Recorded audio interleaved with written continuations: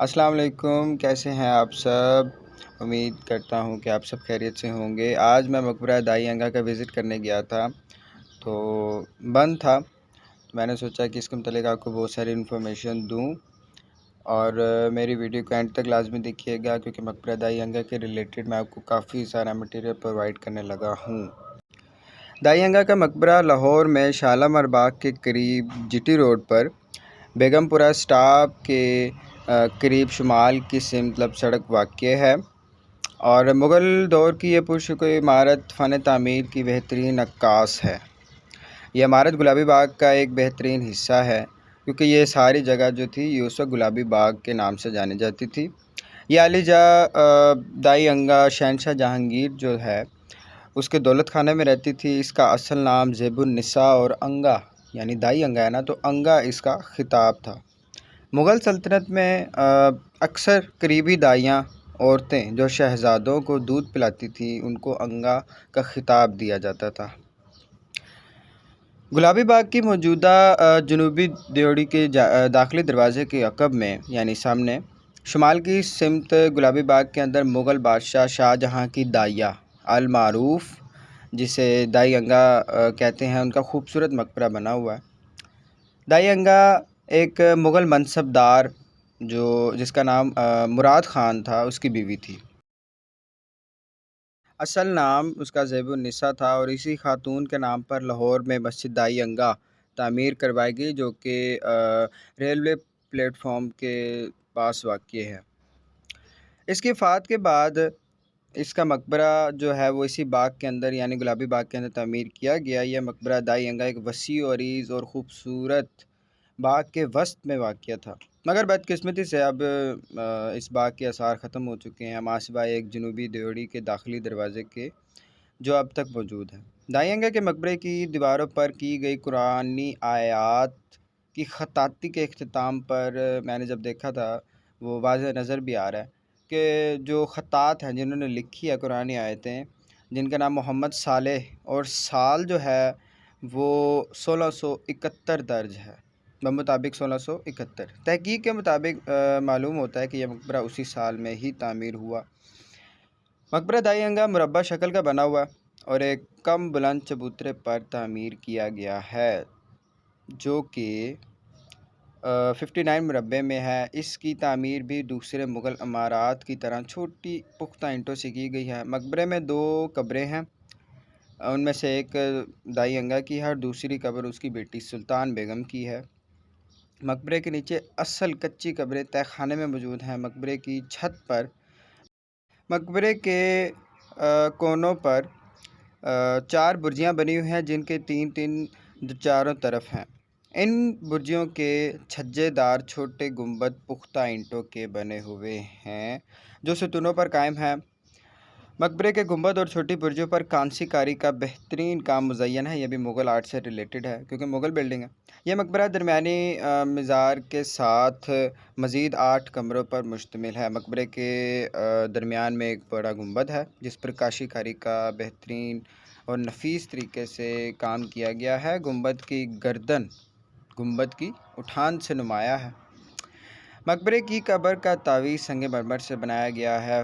قبر کا تعویذ واقعی بہت پیارا تھا، لیکن مہاراجہ رنجیت سنگھ کے عہد میں سکھوں نے مقبرے کے باغ کی کئی عمارات کو شدید نقصان پہنچایا اور تعویذ کو اکھاڑ کر مقبرے کو اجاڑ کر رکھ دیا۔ دائی انگا چونکہ سلطان بیگم کی دائیا تھی، اس لیے بعد میں یہ باغ تیار کروا کر اس کو بخش دیا تھا۔ دائی انگا کے مقبرے پر کتبے بھی ہیں، چنانچہ اس کے اوپر کے بڑے کتبے پر کلمہ شریف لکھا ہوا ہے، اور جتنے کتبے دروازے کے دونوں طرف ہیں ان میں سے یہ اشعار بھی کافی زیادہ لکھے ہوئے ہیں۔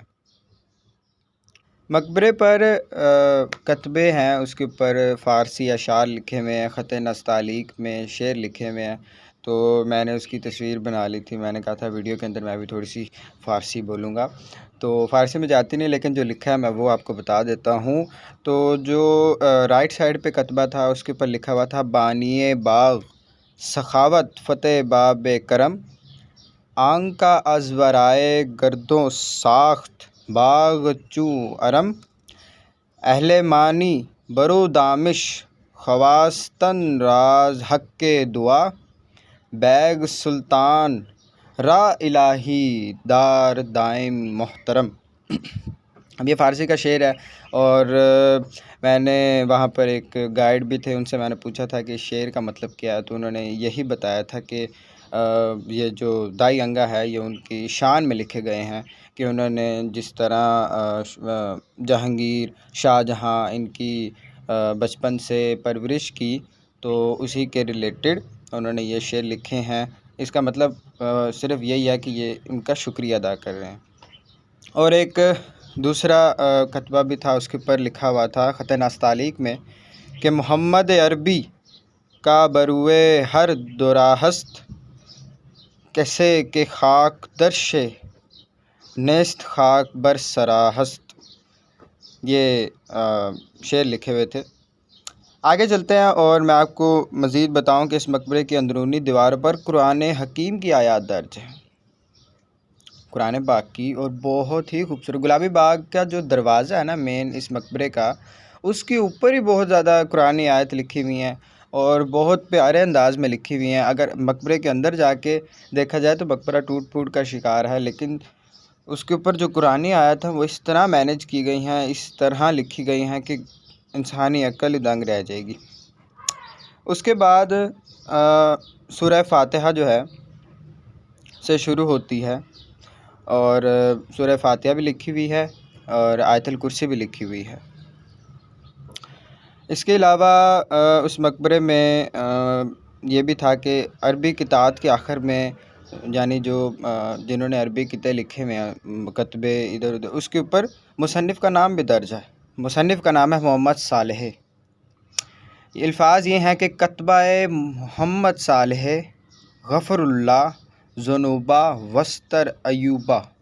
یہ ان کا نام جو ہے پورا، یہ ہر کتبے، ایک کتبہ تھا اس کے اوپر تو واضح لکھا ہوا تھا، باقی کا میں نے دیکھا نہیں ہے، لیکن کتبے کے نیچے ان کا نام لکھا ہوا تھا۔ آگے ڈیٹ لکھی ہوئی تھی کہ 1082 ہجری اور اس طرح کر کے، اور بہت پیارا لکھا۔ اگر اس کا ترجمہ کیا جائے تو اس کا یہی بنے گا کہ تحریر کردہ محمد صالح اللہ اس کے گناہ معاف کرے، اللہ اس کے گناہ معاف کرے اور اس کے عیب چھپائے۔ آگے ڈیٹ 1082۔